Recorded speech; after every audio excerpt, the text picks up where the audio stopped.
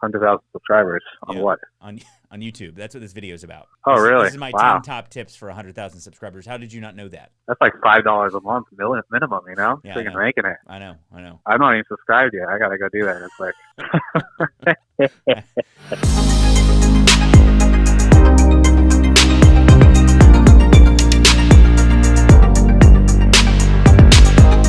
We are celebrating 100,000 subscribers. So big thanks to you and everybody who watches and subscribes to our channel and wants to learn more about the trade. And I tossed around a few ideas of what to do for 100,000, but I think what we'll do is I will make this the video that gives the top 10 things that I think technicians would benefit from right away. Things that you can implement. Basically my top 10 tech tips. And we may get a few guests to weigh in as well. We'll see what we can get along the way. So number 10 is to make sure that you pay attention to the way that equipment is wired from the factory, but also how it's set up. Common example would be variable speed equipment in residential. Do you have the proper pin settings? Is it set for the proper tonnage in the dip switches or within the control? I've done a lot of videos on the Carrier Infinity control, which is sort of a modern ECM 3.0 variable speed setup where the actual wall controller is what tells the variable speed blower motor how to run. And are those settings set up properly for your climate, for the design of the equipment? Are you setting it up with proper dehumidification? Are you wiring up that DH terminal and pulling the pin? All those sorts of things, you got to know how to set those up. So again, some pieces of equipment have dip switches, some have pins. Another one is if you're working in commercial, a lot of commercial equipment comes shipped with the transformer tapped to 240 volts rather than 208. So if you're on 208 and you don't retap it down to 208 rather than 240, you're going to have a low voltage in your circuits. Your low voltage going to your controls are going to be lower than it should be, resulting in potential problems with the equipment. We see it all the time, people failing to retap those transformers. So don't trust that the equipment is set up properly for your application out of the box. You got to read the manual and you have to look at your particular design application in order to make sure everything is set up properly. I just called Eric here. So this is Eric Melly. He's pretty good at this air conditioning stuff, and he just commented that this is pretty spur of the moment, but that's what this is. You know, this is our 100K subscribers video, and so I want Eric to give me some feedback on my list. What are some of the most common settings and control wiring mistakes that you see? Well, of course, it would be transformers that are not tapped for the proper voltage. Usually they're set for 230 and you have 208 power. That's one of them. And have you seen actual problems occur because of that? It can, if there's like a really long run of thermostat wire. It's rare, but it can happen. Definitely can avoid some nuisance calls by correcting that, and just other simple things like some thermostats aren't coming with jumpers from R to RC and they won't work in heating mode or cooling mode if you don't have the jumper there. Good which one. Also not too important for Florida. Luckily we have people who aren't in Florida listening, viewing. Or you see the good old, there's 2 or 3 float switches in a unit or whatever external switches, and instead of wiring them in series, they're wired parallel so that literally every switch would have to open before the unit would shut off. Yes. I'm holding my fingers up. That. You want to wire them like this, not like this. I'm doing the W versus the tent. Or condensate pumps that aren't hooked up at all. Ah, yes. The switches in the condensate pumps, you mean? I mean, I guess it's not necessarily completely improper, but I hate when people hardwire them to units and you have to unwire them to take them out and clean them. Get a piece of SJO cord and put a receptacle or a plug.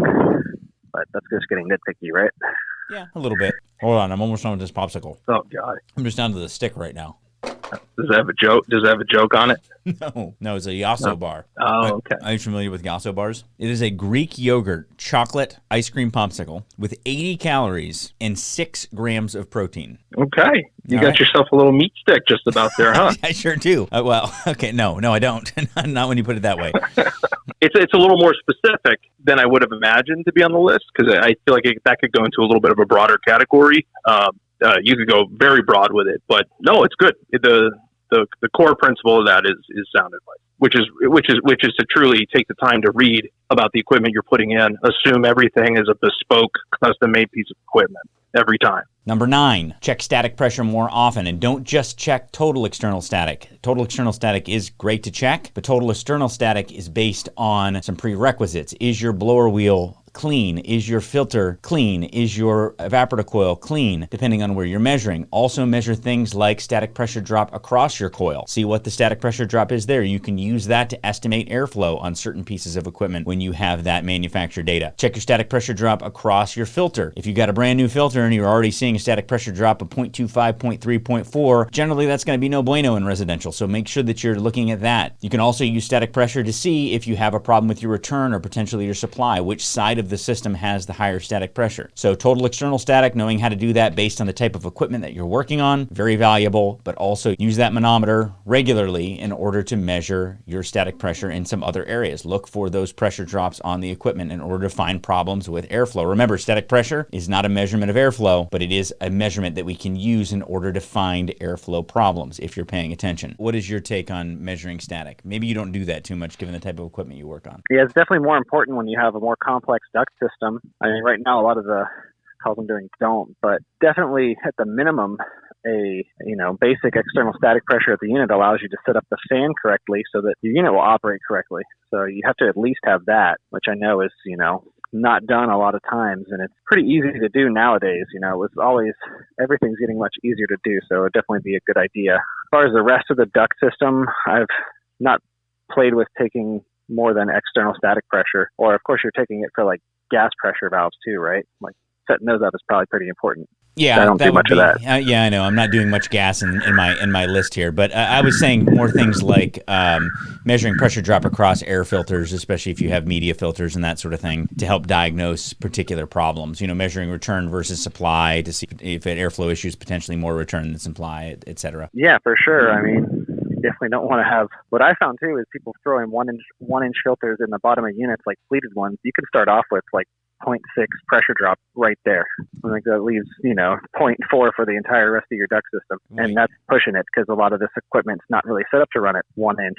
That's kind of worst case, but, you're already starting at over half inch. I would say that's, air testing in general is probably one of the most underutilized tools in the technician's tool bag. And it's usually juxtapose that against how often it's actually the source or culprit of issues. There's a big gap there that we need to close. And I think a lot of these chronic system problems and real problem units that technicians come back and replace parts on all the time would finally be able to catch. Number 8, start to read schematics. I get the request all the time from people, I want more training on how to read schematics. Guess what? The way you learn how to read schematics, every person I know who's good at reading schematics, the way they got good was by reading schematics. And so until you actually start to pull that quarter panel off or pull that guide out of the inside of the unit or look at that interior panel on that RTU in order to find that schematic and start to trace your way through it, you go through the hard work of doing that. Even when it doesn't make complete sense to you, you're not going to get good at reading schematics because it doesn't happen overnight. It's not like a bell goes off in your head that all of a sudden it becomes easy if it's hard. It's a matter of doing it. Start at the key. Start by reading the notes for those of you who are newer to it because you may not know what all the symbols are, but that key is going to lay out the symbols for you. Read the notes because a lot of times there's going to be great information down at the bottom that gives you kind of a guide for what you're working on, and then start to work your way through that schematic or diagram. Who taught you to read schematics and ladder diagrams? Self-taught, so I got to do everything the hardest way possible. I wouldn't recommend it. There is some basic videos on the symbols and all of that and just tying it all together. But learning how to read schematics is great. And then too, once you've seen enough schematic, you kind of know what are the ways of going about stuff. So if you don't have a schematic, you can still work on stuff. So it's really, really nice to understand them thoroughly and different types of circuits.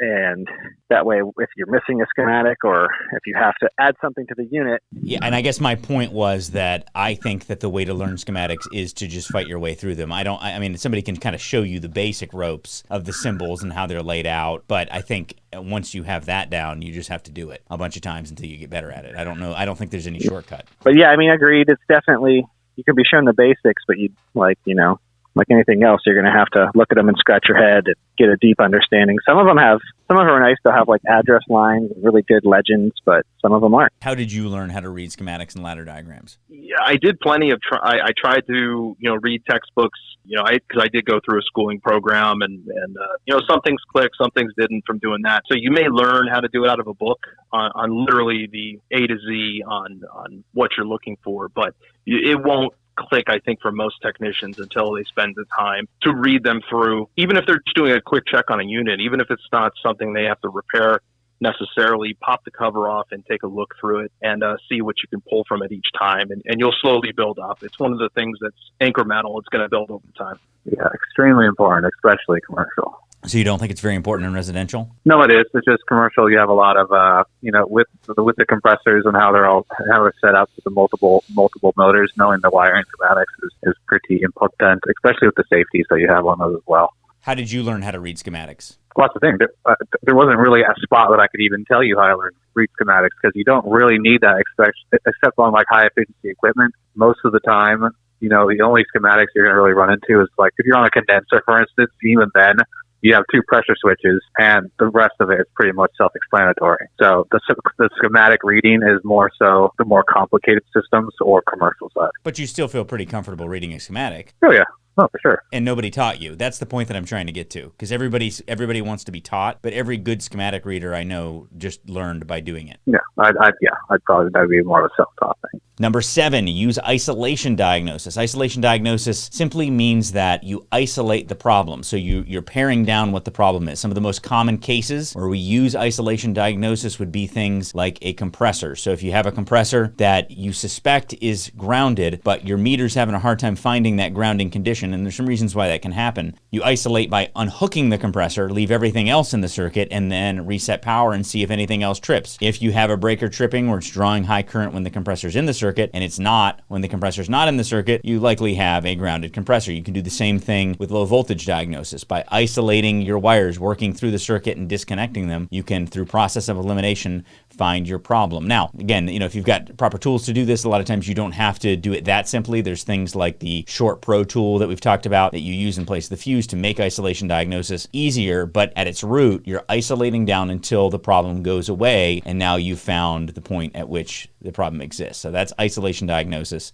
in its simplest form. So when I say isolation diagnosis, what does that make you think of? Can isolate different components to more easily identify your problem, whether we're talking electrical, mechanical, or whatever isolation, right? Like you could even do isolation diagnosis for static pressure on some units by removing panels and seeing what happens. One thing I like to do a lot too is isolate the equipment from the field wiring. If you're having a problem, then you know really quick, is my problem in the unit or not in the unit? Yeah, a good example of this is when you have communicating controls. A version of isolation diagnosis is to remove the communicating control from the wall where it is and take it and wire it up right at the unit, because a lot of times there's issues with the conductors, whether it's interference or maybe a shielding issue or an issue with one of the conductors. And if you take it and remove that completely, wire it up right at the unit, that's a version of that. But there's so many versions of it, and I think every good technician uses isolation diagnosis. I had to do that on a communicating system from the air handler to the condenser, and I just ran the wire across the floor out the door to the unit, and it worked. And so I found a permanent route. Didn't take too terribly long. Yeah, it's the old toss the stat wire out the window in order to wire the air handler to the condenser technique. It's to take the system and break it into separate components or systems within the system. We're going to compartmentalize it as much as we can and tackle one at a time, but not at the expense of going too far and then turning it into a tunnel vision scenario. I guess you could lump processes under that blanket, Processes of the process of where you start. Like you said, not jumping to tools right away. It's knowing where to start. What's not running. It's the visual cues that are, if you're thinking about knocking out a service call, looking at things and getting to the root of the problem as fast as possible is extremely beneficial. So when I'm training a guy, it's always don't pull out any tools, think about it logically, have a process on where you're starting. For me, I'm starting at the customer because they're going to give you the most information. The process is start with the customer. From there, you can really nail it down and find the issue pretty quick. So you're not dibble-dabbling anywhere else. How does the phrase, a technician is only as good as his tools, how does that phrase strike you? No. See, you'll take someone like Bert, who just doesn't have anything, but he's top-notch. Then there's myself, who I get super bored unless I buy a tool at least once a week. And I feel, looking at myself, I feel like if I don't have the proper tools, then I'm going to... I'm actually sort of going back and forth here. If I don't have the proper tools, I feel like I'm ill-equipped and I'm not going to be able to, perform as well as someone else. But it's mostly a head thing. Because it's mostly a head thing. That totally. 99% of at least residential problems, most good technicians could show up with a 6-in-1 screwdriver and needle nose And a pliers. multimeter. You can figure anything out. But even a multimeter, you can use isolation diagnosis, and generally you probably wouldn't even need that. Right. You can diagnose anything. Motor's not running. All right, throw a new capacitor in there. Oh, look, you got it. You don't really need anything for that. Yeah. Again, looking for those cues and having a process down over a repetition is really all it is. Number 6 is to pull better vacuums or evacuate better, whatever you prefer. And this is something we've talked about a whole lot. A couple really big things are use larger hoses, test your vacuum pumps, change the oil more regularly, use a micron gauge at the system, and pull the cores. Probably better off watching the full complete evacuation video if you want to understand how to do that better. But we've created a bunch of diagrams. We've created a lot of information on how to do that. And we've shown time and time again that you can pull much more consistent vacuums and get down to that below 500 micron range and hold where you're supposed to hold when you are using larger hoses, a pump that you know to be working, micron gauge in the right position, core tools removed, using those proper processes. How long did it take you to kind of move more towards the larger hoses and removing cores and all that? I've been doing it for a long time on my channel, so somebody probably have to look back at my YouTube channel to see when I started, and I'm trying to remember. The first couple people that were talking about it on YouTube was probably, I don't know, it was a while ago before, like, a lot of people, and even now people aren't doing it, and it just doesn't make sense to me. Like, why waste so much time evacuating? Yeah, man, I've been doing it for a long time. And it works. So it works with the stuff we have now. It works really good.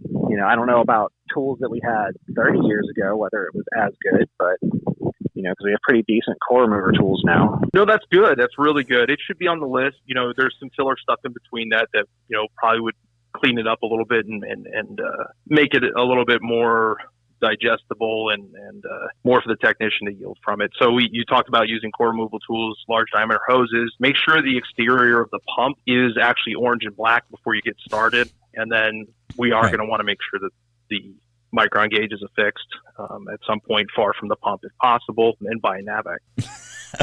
Okay, right. When I started off as a new tech, I was so afraid of doing vacuums because I listened to your podcast and I read your tech tips. There was like a serious importance, getting below 500 microns, passing the decay test. So any evaporator I replaced that I could only get down to 700 microns, I thought the system was going to explode if I didn't do it right, or else I was going to get a call back the next day. And then, years pass and you find out you can just release the refrigerant without pulling the vacuum and it's always be fine for the most part. Stop it. But no.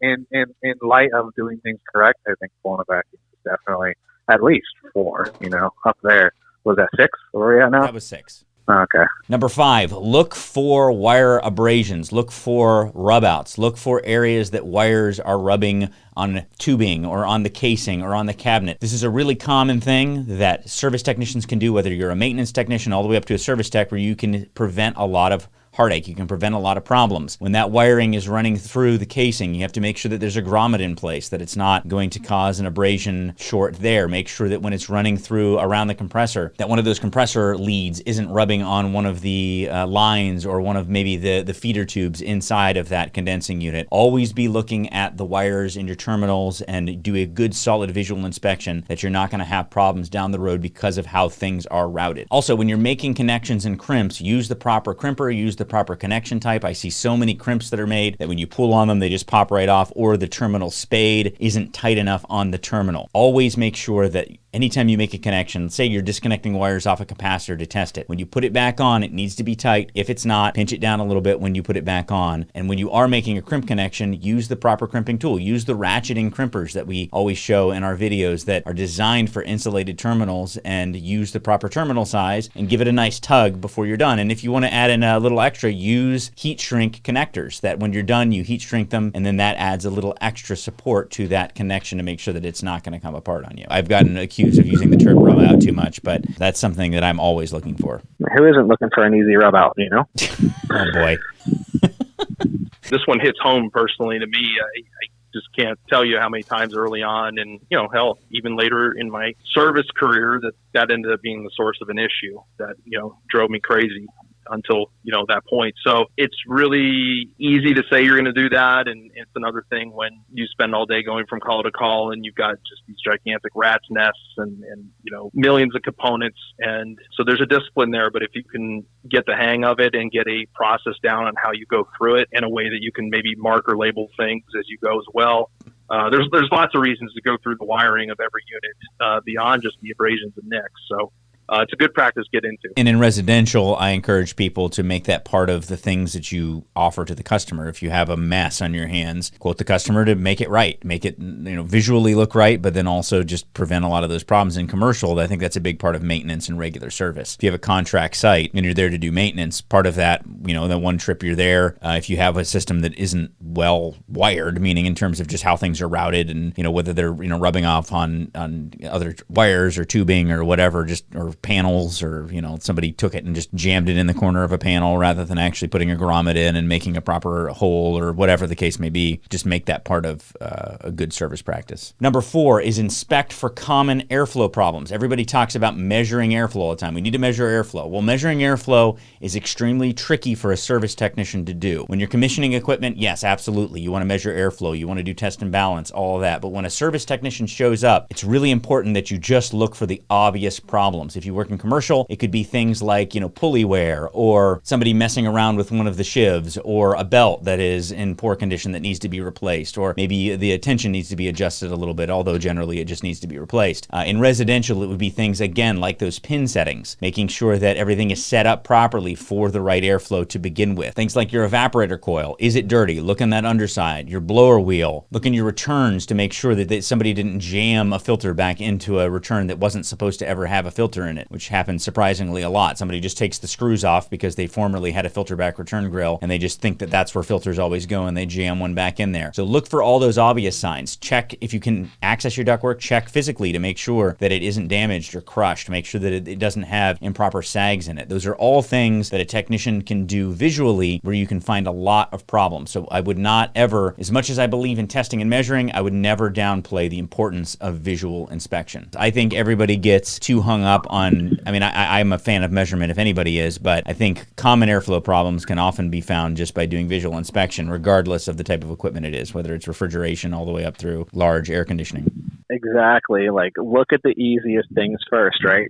Air filters usually pretty easy to look at. Coils may not be, especially if they're after a furnace, but you can at least look at the easiest things first, right? Easiest things is usually the most likely to be the problem. The risk of being redundant from the last airflow tip on the list, again, it's the airflow issues that are well more often than not the core issue of a system problem. If you have a whole system problem or equipment that's not performing the way it should in cooling or heating that space, and if we've eliminated improper equipment sizing, a lot of times it's going to be in that ductwork and an issue that directly points back to that airflow. So yes, it's incredibly important to be testing. Clean drain lines and drain pans properly. Clean them thoroughly. Do not just clean drain lines from the tee. Do not just blow it out and leave. Do not just suck it out and leave. Clean it thoroughly until it's clean. So we're talking about getting underneath that evaporator coil. We use real thin bottle brushes to run underneath the edges of that coil to make sure you get everything out of that tray. We've had so many cases where other companies have said that somebody had a cracked drain pan or some other significant problem where they tell the customer they need a whole new system or a whole new coil when it's just a matter of some rust, corrosion, sludge, whatever, got into the section of the drain pan that runs underneath the evaporator coil and caused a clog. So make sure that you're cleaning everything thoroughly as part of your service calls and as part of your maintenance. Now, I'm not telling you have to do it for free, but always make sure that you are at least addressing it if it needs addressing, and you're communicating that to the customer.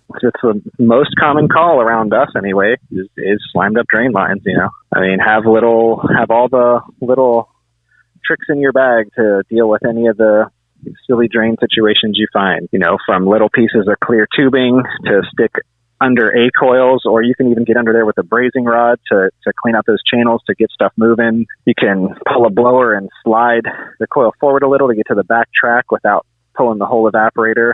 All the little tricks, jamming that clear tubing down in a trap and getting the slime out. Flowing water through if you can. Nitrogen really doesn't do as great of a job as people like to think. And they have those little CO2 guns, which they're really not that great. If you can flow water through there at a high volume, like out of a garden hose, that's the best bet. But I know that's not always practical. I don't have a problem with that being on the list. I don't think it needs to be in the top 3. Oh, really?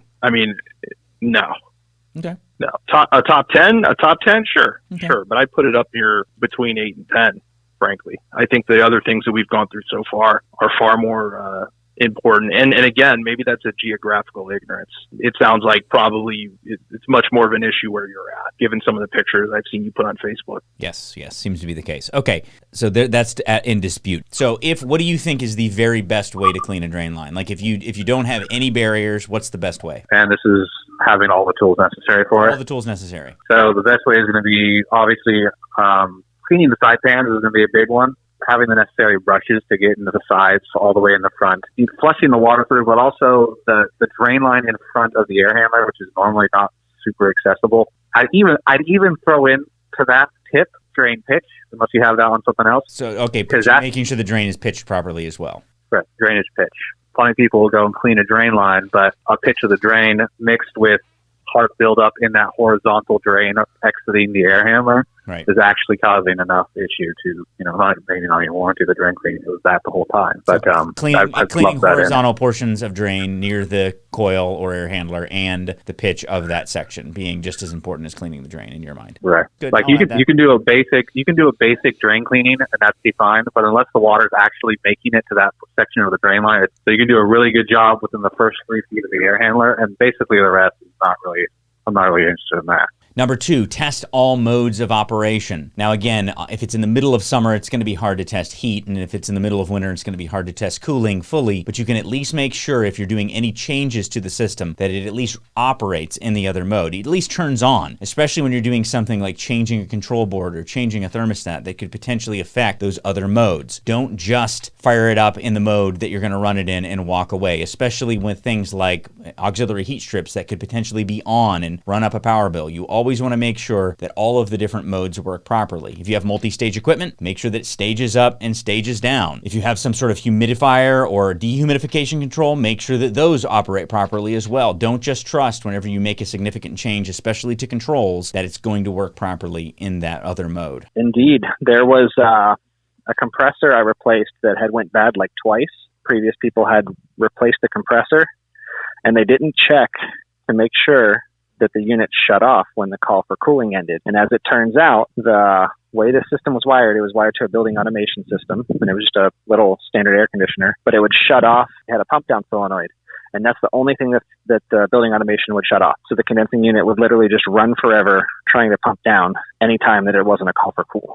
And that's what was causing them to go bad. Yeah, that'll take them out for sure. Yeah, so heat, cool, dehumidification, pump down, anything that applies to that, staging up and down, high stage, low stage, whatever. Make sure that all works. Obviously, if you're dealing with a variable frequency drive or something like that, you have to make sure that ramps up and down based on the various parameters that a variable frequency drive can operate under. Don't just assume it's going to do what it's supposed to do.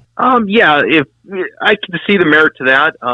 If you have the means to compensate or the technical know-how, and the equations you would need to know, or you have the instrumentation you need to have to compensate for the ambient conditions, right? To just flip something into heat mode in the middle of July, as long as you know what you're doing and are able to truly determine and walk away knowing that it was running well, even though it's not going to display what it should in its given, in its intended climate, then that's fine. And I would also go one little step further, that would make sense for the most part in residential scenarios, maybe some light commercial scenarios, but obviously you may have situations in commercial settings where you can't just turn a whole building around. No, you need to check that chiller. You need to fire up the boilers, any of our, hydronic systems and larger equipment, VRF, stuff like that, you may not want to throw things back and forth from, unless you've definitely cleared that with your customer. And then finally, my number one tip, and the one that I think will save the most callbacks and the most heartache, is leave the equipment running when you walk away from it. So I want you to know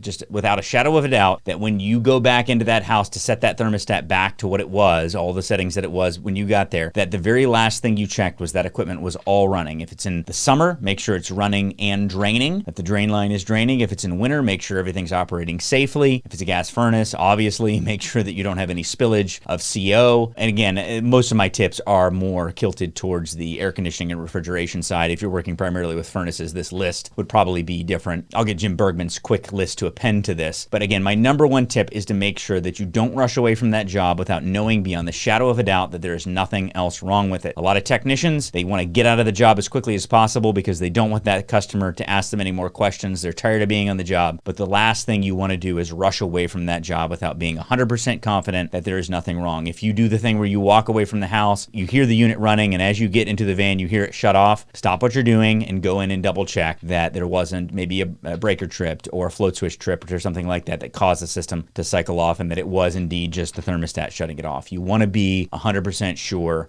that you have an operating system. Definitely a good idea to leave it running in whatever mode it needs to be in and verify that it is doing that before you leave. Even if you're talking about like, put it in cool, stick a K-type thermocouple in the supply duct and make sure you see like a supply temperature that you'd expect. The silliest callback creators guys rush away from a call and leave a disconnect off because they're like, oh, well, it's a capacitor. Put one in and, maybe test it and not strap it in. And then they're like, all right, it runs. And then they strap the capacitor in and walk away and the disconnect's off. Something silly like that can really come back to get you. And it just doesn't make anybody happy with you. Absolutely. That's the list. Anything else you want to add to the list before I let you go? Pretty good list there. I mean, I don't think I really need to add anything to that. I'm sure people that work on gas equipment more might, I don't know, I think we kind of went over that though, but people in different markets might add different things, but pretty good. Use your eyes more. Use your eyes more. Because everybody loves to go to the tools, and it's like that saying, when you have a hammer, everything becomes a nail. So I like to use my eyes as much as possible before I start turning tools. All right, man. Use your other senses, like multiple fans. Run your hand in front of them. Make sure they're all spinning and moving air, because I've seen where one will look like it's pushing air, but it's really just spinning backwards because the other fans are doing that to it.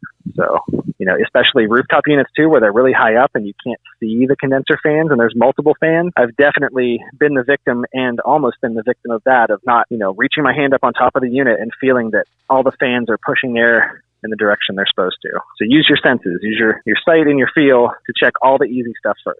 As far as things missing from the list, I'd have nothing about furnaces or gas, just because that's not really what this list is, let's be honest. And then I also don't have anything on the refrigerant side, conspicuously missing. Well, no, I think that at least half of the things on the list would apply to heating equipment just as fine as cooling, right? Or if we're doing, any repairs on a furnace in the winter up north or something, you'd still want to go ahead and run it in heat before you leave. It's a stretch to say airflow category, but if you're doing combustion analysis on every gas-fired piece of equipment you come across, that could fit into the always testing airflow. If you were to maybe reword the airflow part of the list a little bit. And also, I think part of leaving the system running would be more like make sure that it's operating before you leave. And part of ensuring that a system is operating is some sort of quantitative measure of operation. It's more than just throwing your hand over the proverbial condenser fan. It's you're taking some measurements to confirm that is happening. But I'm careful. So I did intentionally exclude like your typical refrigerant readings, because I just don't think, in terms of broad list that covers everything from maintenance to service, that's actually something that I do always want people doing. Yeah, absolutely. I'm trying to think on the spot of other things that I want on a list like this. Maybe, it's not as hands-on with the tools or anything like that, but the idea of always taking tons of pictures when we're working on a piece of equipment, particular ones that we've never maybe experienced before. It's a good way to track what you're doing. If you do need to reach out to somebody for assistance, you've got some photos on hand to share and indicate what may be the issue. Also taking, including in that picture album, always a shot of the nameplate as well, capturing the model serial of the equipment. And that's I think, good practice for everybody, whether they're senior or, an apprentice. You could also spread that into just the general note taking as well. I think having a notepad, in addition to your phone, is good practice. That's the final roundup. Now, there wasn't anything refrigerant related to any of those tips. I know. And you deliberately stayed away from that. Yeah, so do you think, where would you think it belongs? I mean, what would you say about refrigerant? Well, the problem with the refrigerant is there's no rule of thumb for anything. So, there's so many variables that go into that. So having just 3 things to check for is not really. I mean, so like, what would you add in it? Like, throw your hand over the condenser and make sure she's blowing hot. I don't know. Could you throw your 5 fillers in there? I mean, that could be a tip. Okay. All right. I mean, there's so much just in that. So we'll add it. Right. We'll make that tip number 1.1 is part of leaving the system running is verifying its operation, which is using the appropriate 5 pillars or non-invasive testing. So that's part of making sure that the system is running and operating. Right. We're really stacking a lot into one now. That's kind of cheating. Anything else that I missed? I even want to throw on make sure it's draining at some point in one of those tips. Because that's a big one. Well, that's maybe in the drain cleaning one. Yeah, leave it running and draining. I mean, that's okay. 1.2 is also draining in the summer. But see, you can't always, like it doesn't always drain. It doesn't always drain, but like I make it a habit of even though it's left system cooling and draining. Mm-hmm. Even if it's not, just to cover my own butt. You know what I'm saying? Okay. I didn't say anything about capacitors either. Did that belong somewhere in here, do you think? No, capacitor. I mean, if you don't know how to test the capacitor within the first month, then you probably shouldn't be doing this job. So it's like one of those things where it's just like, it's the first thing you learn. And it's like wiring, which you already have on there, is probably the biggest thing as far as hooking up a capacitor. But the actual, science behind what a capacitor does, I don't really care about. And obviously testing it, it's extremely easy. So that is my list. Review wiring settings and transformer tapping. Review control wire settings, pin settings, dip switch settings, thermostat settings, transformer tapping. Never just assume that a system comes out of the box set up properly. Check your static pressure more often and in more ways. Total external static, yes, but also pressure drop across coils, pressure drop across filters, return versus supply to isolate potential problems. Read schematics. If you're not comfortable with them, that's when you need to read them the most. Even when you aren't doing something that requires electrical, get used to just reading them and tracing your way through them, identifying the different components that they represent and the wires that run between those components by using the schematic. Use isolation diagnosis. Isolate until you are certain that you know which component is the failed component. Evacuate better, pull better vacuum by using some of these modern tools and techniques. Watch out for wires that are poorly connected or could potentially be rubbing out on metal that could create a short circuit or a grounded condition. Inspect for common airflow problems. Use visual inspection to find common airflow problems while you are walking around the home and around the air handler or furnace. Clean drains and drain pans better. However you're doing it now, double down on it. You can solve so many problems and prevent so many issues by cleaning drain lines and drain pans better. Test all modes of operation anytime you're making a change to the controls at all, and leave the system running and do not rush away. Again, I could add 30 more tech tips to this, but I'm trying to keep it basic for you. Big thanks to Andrew Greaves, Eric Melly, and Sam Benke for coming on and kind of adding in their flavor. And thank you for subscribing and keeping the gears a-turning. We're going to have a really good 2021, hopefully. Hopefully it'll be better than 2020. And we got a lot of great videos that are going to be coming out soon. So appreciate you, and we'll see you on the next one.